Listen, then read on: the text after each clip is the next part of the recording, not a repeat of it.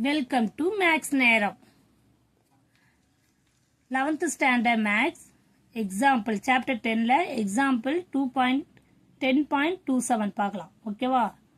previous videoல example 2.6 வரைக்கும் போட்டிருக்கேன்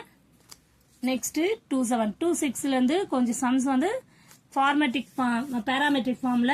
formulas use பண்ணி போடுற மாதிரி இருக்கும் அதே பேஸ் வச்சு தான் next sum பார்க்க போறோம் 10.27 okay find dy by dx if x equal to a bracket of t minus sin t y value என்ன சொல்லிருக்காங்க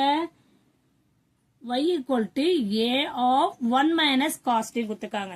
அப்ப இங்க வேரியபிள் வந்து நமக்கு t இருக்கு ஆனா நமக்கு क्वेश्चन வந்து find dy by dx அப்ப உங்களுக்கு பார்த்தாலே புரியும் previous sumல பார்த்திருப்பீங்க அதே மாதிரி தான் இத இங்க ஃபாலோ பண்ண போறோம் ஓகேவா அதாவது x வேல்யூவும் y வேல்யூவும் பாருங்க எதை சார்ந்திருக்கு t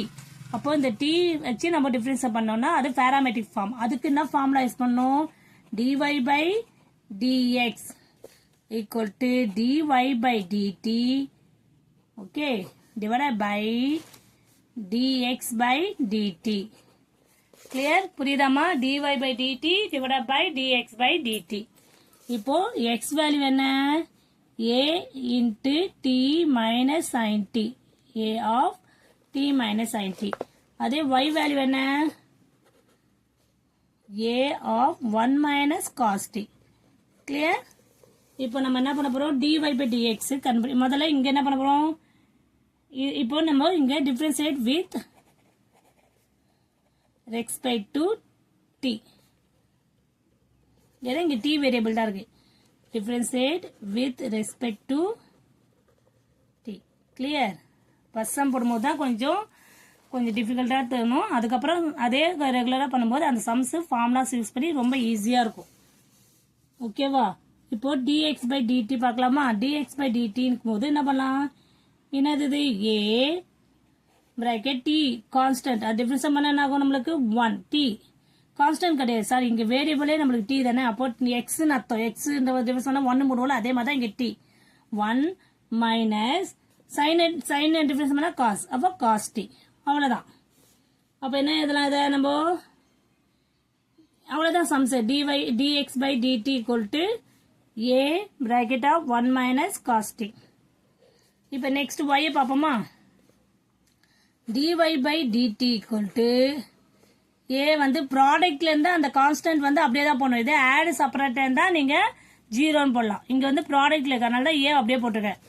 a bracket of என்ன இருக்கும் 1 டிஃபரன்ஸ் பண்ணா 0 ஆயிடும் ஆல்ரெடி மைனஸ் இருக்கு cos டிஃபரன்ஸ் பண்ணா மைனஸ் sin t ஆயிடும் கிளியர் புரியுதாமா அப்ப என்ன ஆகும் a minus into minus plus அப்ப a sin t அவ்வளவுதான் வேல்யூ இது dy by dt